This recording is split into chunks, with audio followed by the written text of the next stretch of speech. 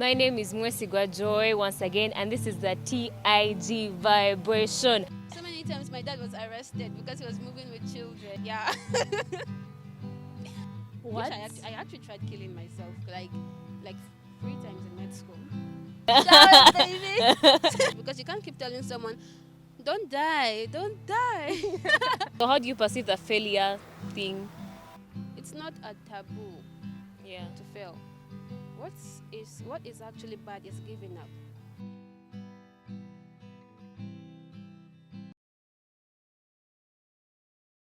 Hi, how are you? My name is Mwesigwa Joy once again, and this is the TIG Vibration. I hope your weeks were fine. I hope you enjoyed the last episode on toxic masculinity. Last week we hosted Davison and Ronald, and if you haven't watched it, just go and watch it because that was fire. Anyway, hope you're fine, and as you watch this video, make sure you subscribe to our YouTube channel and the Instagram page. Go follow the Twitter. We have Twitter Spaces, so you can go and follow us, TRG Network Africa. Anyway, so today I have a beautiful guest for you. And I'm going to let her introduce herself. Yeah. Hi, I am Peninnah Arach or Dongping. Some people ask me what are Dongpings, and that's all. That's all. Cool. Actually, before I even go into like asking you some questions, I want to know who dressed you up, girl. Oh my god. Okay. Um, my boyfriend did. My boyfriend did. Yes. Anyway, could you tell us your name again? My name is Peninnah Arach. Arach. Are you Ugandan? No, I'm not Ugandan. Really? No. What's your nationality? Okay, I'm South Sudanese. My dad is actually from South Sudan. Yeah, that's why the Arach is like there. Yeah, I was trying to connect dots. Yes. Okay. Now, how did you come to be in Uganda? Okay. How did I come to? I came here to study, but I came here 2016 when South Sudan was having this civil war that started. So I came here as a refugee. Yeah, that's how I got into Uganda as a refugee. How do you mind me asking how has it been like that whole situation? Um, okay, I've been a refugee for so long. Yeah, I've been traveling from one country to another, and it's hard because when you don't settle, it's hard. It's hard to make friends because you keep leaving them behind. It's hard to feel among. I felt homeless. Yes, I felt homeless. So it has been hard. It has been hard. Yes. Do you mind telling us the countries you've been to? I was born in northern Sudan. Then we went to Cameroon, then Niger, then Chad, then Nigeria, where I spent most of my childhood. Yeah, and I did primary school, I did high school in Nigeria. Then I came to Uganda. Because still, when I went to my country, South Sudan, war. Like the war was still there, so I had to Yeah. come here to study university. Yeah. You know, I had a feeling Nigeria was somewhere. Why? Anyway, Because of the way I speak. yeah, your accent is kind of West African a bit. Anyway, so do you ever feel like you want to go back to South Sudan after all, or you're comfortable? You become comfortable in Uganda. I love my country a lot. I really, really do love my country, and I don't want to settle in Africa though. Yes, it's not just about South Sudan. I don't want to settle in Africa. I want to settle out there in some very green land and very peaceful because I'm tired of war. I'm tired of running. I'm really tired of running. So I want to just go settle in a very serene environment out there, out of Africa, because I'm really tired of Africa. And do you really think out there is more peaceful? Have you thought about that? Do you really think out there is more peaceful than Africa?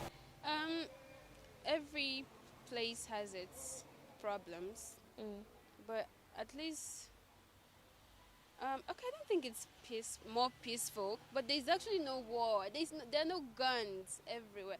Okay, I think I've heard of some random people shooting at schools and all that, but it's not an everyday thing. So I guess it's less chaotic, and people get to go to school. you know, Children get to go to school and make friends. Rights of people are actually upheld out there, and okay, I feel it's better. It's better. Do you feel like your rights were never upheld to your? Oh my God, no, no, no. My rights were not Really? upheld. Man, as a refugee, I've suffered. I've suffered. I've suffered, and I've always felt like at the chain of the least chain of, at the back of everything. At the Really? back of everything. You know, I'm asking because I felt like there were many programs that cater for refugees, like United Nations, asylums, what? But we're It's in all passe. Africa. But we're in Africa. That's the problem. You see, we're in Africa, and Africans really feed their stomachs alone. Yes, of course there are all these programs and all that. But then what do we get? Honestly, oh my God, I hope I don't get in trouble for this. Yes, but then there's always this corruption that is very conking Africans. So we don't really get to have those privileges or those things that we're supposed to have. Okay. Yeah, like when I was in Nigeria, I don't think I got. Okay, my father was one getting support for us. Of course, the support he gets is very, very minimum. Like it doesn't cater for all of us. Feeding, school, and it wasn't really much. But then to get that alone, we had to travel. I don't know how long the distance was, but then probably from Kampala to like Kitgum to get our support. Mm. Yes, and he would always have to go with me and my younger sister, my immediate follower, to show that I have these children and I need this kind of support. And then we would spend days and days, and I feel like we would always use more money to get the little support that we wanted. Yeah. So they didn't trust you enough to send the money. Like you had to move. Yeah, we had to move to show. So if So many times my dad was arrested because he was moving with children. I would feel like if they see you the first time, okay, for the first time I would understand trust issues, but I don't think you should have Oh my been God, going every we time. kept moving for that little money. We kept moving because, and I didn't at that time I didn't understand why, because I used to have motion sickness and I would be so sick in the vehicles. But my dad would always drag me along, and I don't understand why he can't just let me be, Yeah. where I'm comfortable with my mom. But then he would always drag me along. Now I understand, because now I'm an adult refugee, and I also kind of have to. I now understand more what has been going on. I understand. Did you all these times that you moved, would you move with your whole family, or is there a time that you had to move alone? Thankfully, no, no, no, no. All those times I moved with my mom and dad and my immediate follower. Yeah. But then just once we left dad in South Sudan to work while we went back to Nigeria for my high school. Me and my immediate follower, and then my mom added a girl and a boy. But they're young, they're very young, they're still in primary school. So just once we left without our dad. Yeah. So we'll go to your education life. Did you ever have a problem switching from one system to another? Like now, you come from Nigerian system, then you come to Uganda. And, like, did you ever have that problem, and how did you like try to rectify it? A lot, because the things you guys teach is different from what we are taught in Nigeria. And of course, when you don't go to school alone, okay, you have to interact with people. I really had a difficult time because one, the things we were being taught are different. Two, I didn't have friends I could actually discuss with. And three, I was a very quiet person, a loner. Because now I'm improving. That's why I'm using the worst thing. Yeah. Because now I'm improving. But I was such a lonely person because I never really kept friends. I moved from Nigeria to East Africa like twice. Yeah, twice. Now, when I was in East Africa, I couldn't make friends. I was there in Kitgum, St. Teresa. Shout out to St. Teresa. Yes, I was in Kitgum, St. Teresa for 2 years. I did P6 and P7 because when I had come initially, I wanted to do the P7 exams, but the people had already registered, so I had to be in P6. Yeah. So I was so quiet because I had left my friends back in Nigeria there, and I had no one to talk to. And it seems people have a bias. I wasn't a dull student. I was actually bright and very quiet, and I kept to myself. So people thought I was proud. They called me all sorts of names, by the way, a witch or what I do, voodoo, to get good grades and all that. So that made me cower in, go back into my shell. And I didn't talk to anyone except my immediate follower. Yes, for 2 years, by the way. But then I was the head girl, so I only did official stuff. How how did you become head girl? Oh Did my they god. vote you because you were quiet? Okay, I was quiet, but then I had sense. I don't know how to put that. I had It was more of sense. an admin thing. Yeah, Oh. yeah. I was it. Did I? No, I didn't actually go for campaign and all that. I was quiet, but then I had sense, and I had good grades, and I could talk. I was quiet, but then I was actually verbal. When I wasn't comfortable, I would say, yeah. Just that I never interacted one At a on friendship one. level. Yeah, and girls really, really dealt with me badly. Girls really dealt with me, so I don't have girlfriends. Really? Yeah, I don't have girlfriends because girls broke my Up to heart. now? Yeah, yeah. Up Oh. to now, I'm just trying to open up. I'm I'm really going to just be your trying to first open up. girlfriend. I'm going to Okay, try. anyway, anyway, please. so right now where are you at your education level? Like what are you doing? What course? Okay, right now I'm in the university, fourth year medical student in UCU. Yeah. Mm. So medical student. I'm also one, by the way. Anyway, Yeah. I'm in first year. Anyway, so I want you to tell me about how is medical school to you? Like, how has it been? Okay, first of all, what did you expect before entering? Before getting into medical school, of course, everyone told medical school is hard. It's hard, and that's what we came into med school with. Like, it's hard, but I didn't expect it to be that hard. Okay, no matter what, like, it was hard. Yes, I accepted, but then I didn't expect it to be that hard.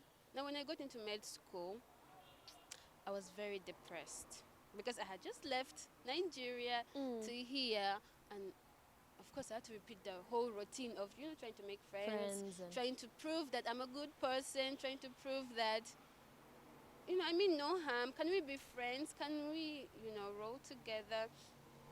But then it just didn't work out. It really didn't work out. so And I was tired. it didn't work out. It didn't work So okay, out. right now you have some friends, right? I have people I know. Okay, but you have some people to talk to at least. You talk to at a certain point. Yeah, I think so. Okay, did you ever reach a point where you felt like I think I need to open up more to like give people a chance? Or you're not yet at that point? Okay, so when I got into med school, and it was, I didn't have the energy to start proving myself to people again. I just closed in, and people were scared of talking to me. I don't know why, but I think because I was too quiet, but people were scared of talking to me. I would just hear them whisper, and I felt betrayed because if you really wanted to know what's wrong with me, why can't you come ask me? Okay, like, try to find out. You don't whisper whenever I pass. You get. So I really closed up. But then there was this one chap, a guy. Yeah, there was this one guy that tied himself on me. Yes, and he wouldn't ask me, how are you? Are you fine? Like in that, because I don't want anyone to pity me. You get. I know I've been through this shit, but I don't. Please don't pity me. I hate pity. Yes. So he came and he didn't ask me anything.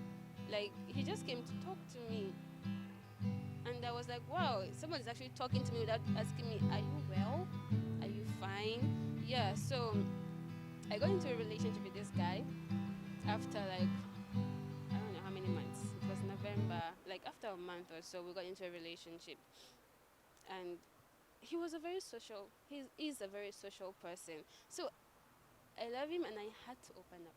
I had to open up for him because I couldn't be an island. He wanted me to be, you know, open up to people. I know you've been hurt, Peninnah, but can we try to, you know, get people in? I mean, you can't do without people, and they're your connections. You get, yeah. And he had to teach me that. He had to Yeah. teach me to open up and let people in. Of course, I wouldn't forget whatever I've gone through in the hands of people and all that, but then I can't do without people. And it's one thing he actually taught me. So, yeah, that was how I began to forgive the human Yeah. race. Yes. Okay, mysterious guy, wherever you are. Shout out. Shout out. Oh, yeah. Yeah. Shout out, baby. anyway, so another question I had is now I want us to go a bit, okay, not so deep into medical school, but like how do you, is there a time you wanted to give up? Like what, like why is it hard? Like how is it hard? Oh, there were a lot of times. You know, there was a time I actually had to sit. I'm like, is this what I wanted? Or was it peer pressure? Did Was I I come into med thinking school? straight? Yes, was I thinking straight? Was I pushed into this? I wanted to drop out. I don't know how many times I wanted to drop out, but then I actually wanted to drop out of medical school. One, because we needed teamwork to work. Yeah. Like teamwork to actually go through medical school, which I wasn't good at because of my mental health and all that.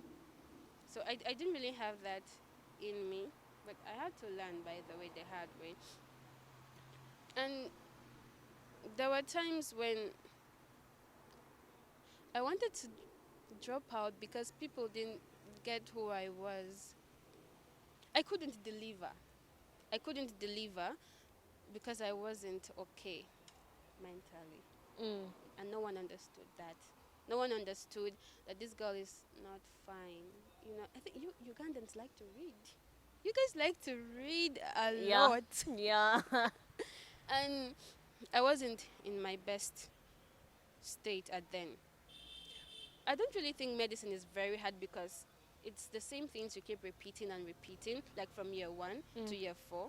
And the further you go, the more you understand. But then my own personal problem was the no one to turn to, no one to talk to, no one to be there for me. Because apparently I wasn't doing enough. This is like it's like I was in charge of how my mental state was. Okay, I don't know how to put that out there, but it's like I wanted to be in a dilemma. That's what the adults around thought. Like Oh, like this is you where you put want to yourself be. there. Yes, like this is where you want to be, but it wasn't. I've had a lot, and I wasn't okay. And I tried to open up. I looked for help from people I thought could help me. Once I opened up to someone I really respected a lot, and he told me, you know, the psychological things can be really bad. Maybe you might end up killing yourself once. Which What? I actually tried killing myself like 3 times in med school. Suicide. Yes, but not because of academic, but because I wasn't okay. You And had so much. no one I turned to was helping. No one could help me. No one could at least tell me, you know, You're going to be do fine, or this, you know, do this and you would be okay. I don't know, does that seem like I'm putting my issues on people? no. Actually, no, no, you're not. It's just that I feel like maybe you talked to the wrong people, and they made you give up on the possibility that there could be people who could help.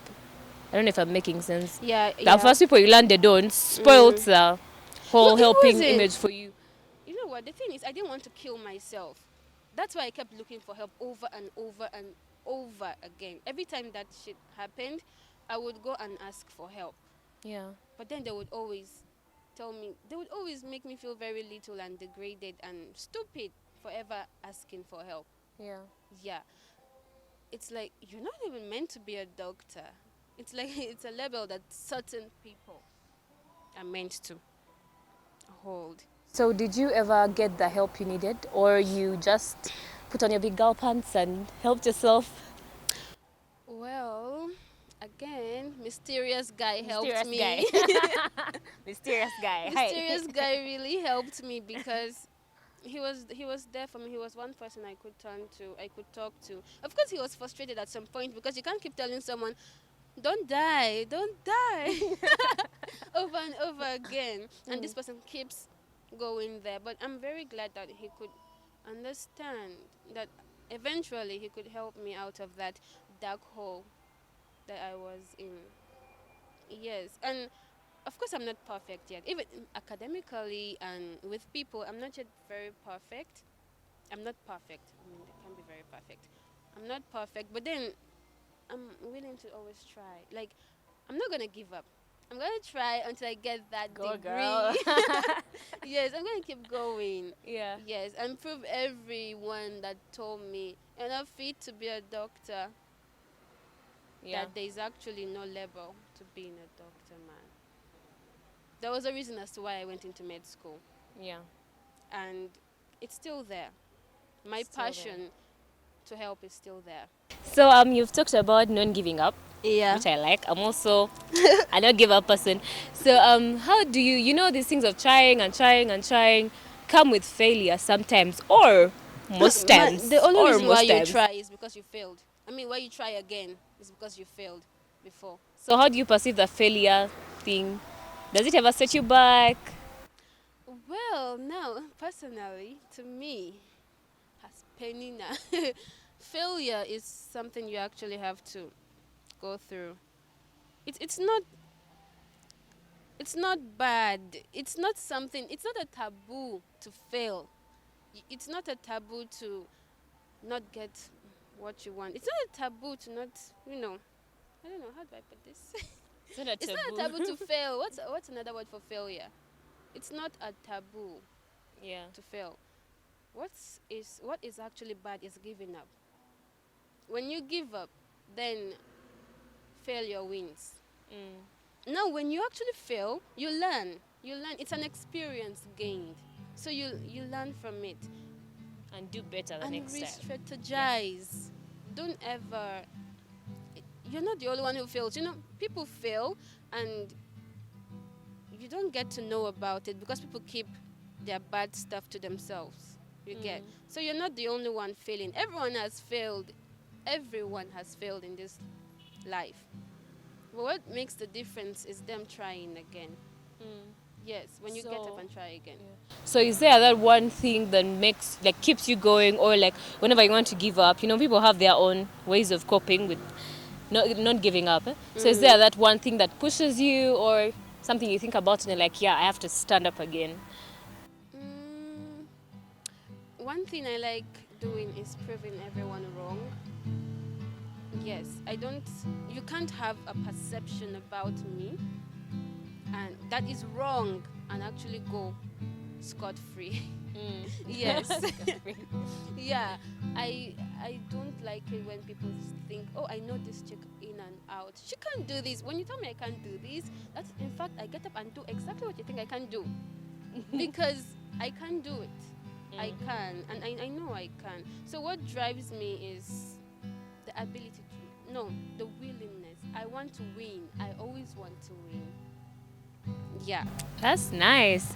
Anyway, so this takes me to okay, this point, this perspective of life. Like I feel like, okay, to me, I feel like medical school is too overwhelming to focus on it alone. I don't know if it Yeah. makes sense. No, you So do. do you have any other hustle, like any other thing you like spending time doing, or a business, anything else you're doing that is away from school? Yes, I do. I have businesses. Yes. Uh-huh. I Do you have mind telling us about businesses. them? I sell shoes, female shoes. Then I sell sneakers for both unisex sneakers, male and female sneakers, high heel shoes. Oh, I sell these kaftan dresses. That's another business on its own. I don't know. You know kaftan dresses? These kind of hijab things. Oh, are they the ones that mothers like wearing? Uh-huh. Oh, those The ones. classy ones. Classy ones. You guys buy for your mothers. Classy what? Hijab. I don't know why. No, not hijab. Hijab is the thing you tie. It's kaftan. Kaftan. Yes, kaftan Kaftan. dresses. You can cut that. Buy for your mom a classic Yes. kaftan dress from Peninnah.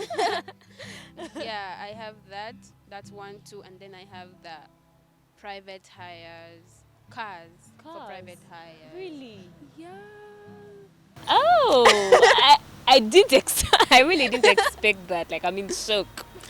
Hey, so okay. So how did you start all these, and at what point in life did you feel like you needed to start? Um. Okay, I've always wanted to have my own money, but what pushed me to actually doing it is because I had to fend for myself. Mm. Yes, my father lost his job and he couldn't really support me anymore. That was about 3 years ago. Yeah, he couldn't really support me anymore, so I had to step up for myself. Yeah, so I started.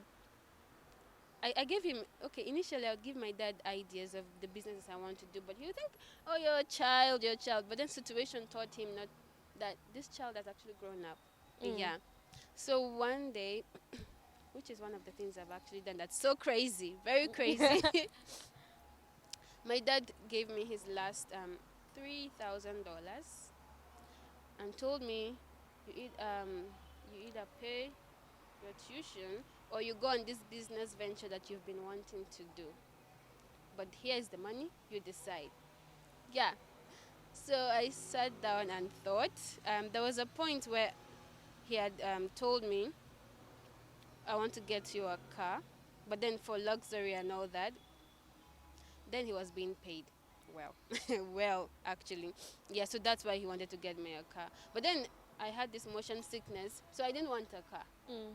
Yeah, so I didn't get the car when it was actually offered to me. But then at that point, when he gave me that $3,000, um, I was already telling him of this private hire car business that I had in mind of doing. Yeah, so when he gave me the $3,000, he told me to decide on what I want to do with it. But he would prefer I pay my tuition. So but when I thought about it, I had the house rent to pay, I had feeding, I had to clothe myself and other expenses like medical bills. Like no one pays my medical bills. I have to do that. And then my tuition. So I was like, if I use this money to pay my tuition, it wouldn't even take me through like the whole years I have remaining, the whole semesters I have remaining forward, which was like about 4, 5 semesters then. I don't really remember. So I was like, I'm going to use it to buy a car. I'm going to use it to buy a car. So I talked to my friend, my business partner, yeah, and I explained this to him. And I think along the way, I kind of used some of the money because I had to settle some other bills. I used some of the money, so then I was remaining with 5 million Ugandan shillings. And you can't get a car At for 5. 5 million Ugandan shillings. So Yeah. I went to the bank, I went to Equity Bank and asked them. I told them I have 5 million Ugandan shillings. I went with my friend and I told him I want to borrow. But I didn't have collateral. I didn't have land. I had nothing. All I had was that 5M. Yeah. Yeah, so the woman looked at us and she was like, she laughed. She laughed. And she was like, we can't. So, but then I told her my dad has a taxi in South Sudan. But it's in South Sudan, it's not here in Uganda. She was like, no, we have to see this. We have to see and evaluate. Yeah, to see if we can actually pay back our money. Yeah, but then they couldn't give me that 5M. So my friend started helping me top up on that money. And I also topped up. And then my dad sent me some change. And then I topped up and then I had 11M. Now we carried our 11M and went to the bond. I carried my 11M and went to the bond. I kept telling him, yo, we cannot, like there's no way we can get the car we wanted at 11M. And he was like, let's just go. Now we went to the first person that we've been talking to about the car. The person wanted to buy the car from, and the person said he wanted 15M. And we were not doing, like my shoe business can't get me even 1M like in a month. Yeah. Yes, and his business, he deals in computers, he sells computers. in case you need computers. Who sells the computers? Mysterious My guy? friend, yes, Mr. Guy sells computers. Buy computers from mysterious Yes. guy. Yeah. So but then somehow we managed to, we stayed for like 3 months, accumulating whatever we had. By the way, by then I was owing like 3 months rent because I wasn't paying the rent at that time. So the money we got, we added, and then we got the 11M, and then we went to that guy and told him we only had 11M. And I was like, nah, we can't give, but you can deposit the money and you keep adding. But then we wanted the car at that time because things were getting really bad. Things were really getting rough. So he refused. And then we were going back home. Then we saw another bond and we were like, oh, we'll go and check here. And then he was, of course, in support. But then I was like, no, we're being too much in our heads. But then somehow he convinced me, and then we went into the bond, and then we went and talked to the guy like we had the money. Then when the time came for negotiations, we told him we had 11M. And he laughed. He was like, really? 11M cannot even do for the number plates, the registration of the number plates and all that? Yes. It couldn't do for that. And then, of course, for me, I was already like, I told you that 11M can get us this. But then he was like, just keep quiet. Relax. Yes, relax. And then those guys, the mechanics that are normal around those cars were like, don't worry, you just ask, because you have the money. You have the money in cash. You try to talk to the person. So my friend was talking to this guy. The Indian guy looked at us. He looked was like, I think he was thinking, this scammers. These people want to run away with my car. They think they are wise or something like that. And then eventually, after like 30 minutes, just 30 minutes by the way, he agreed. I couldn't believe that he actually agreed to give us the car, a whole car. Now he gave us the car. He wanted an ID, but then I had a refugee ID. And I couldn't, of course, use the refugee ID. So, but then we settled that, and then he gave us the car. Now we had over, I think, 16M to pay, and then we had to pay 4.5M in 1 month. We went home, and I couldn't sleep.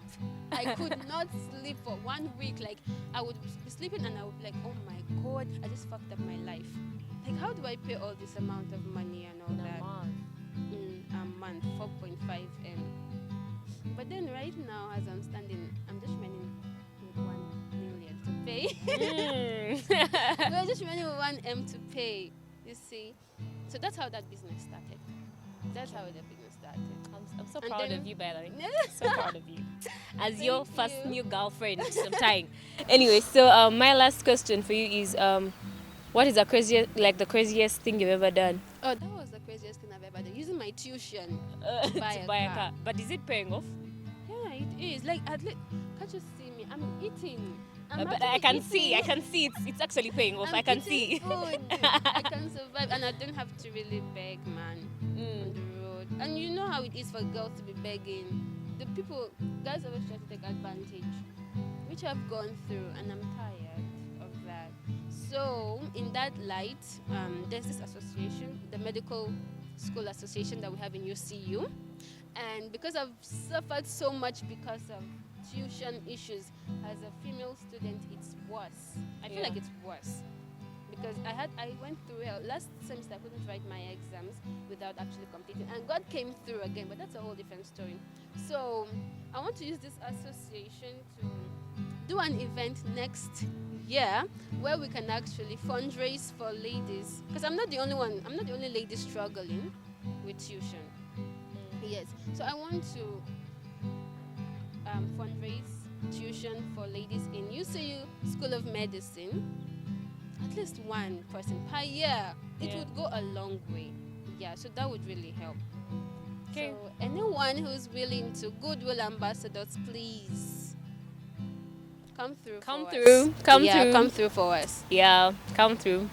Anyway, so I want to thank you so much. I think we have come to the end of this session. Thank you for sharing.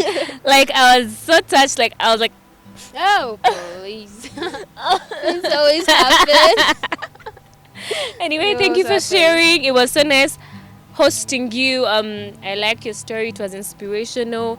And to our viewers, hope you've learned something. Hope you've learned to. Hope you've learned from mysterious man. Yeah, mysterious guy. I mean, yeah. Hope you've learned from mysterious guy. Yeah, and hope you've picked. Like there were so many lessons. I can't. Like if I start repeating them, I won't even finish because oh my god. Yeah. But like, thank you for watching. Thank you for keeping up with TIG Vibration. Thank you for loving us. Don't forget to comment in the comment section. Don't forget to give us ideas of where you want this show to go. And don't forget that Peninnah here has some businesses, shoes. Please patronize, please. Shoes. Mysterious guy has computers. Please Oh, support. yeah. Let's support each other, please. Let's support each other.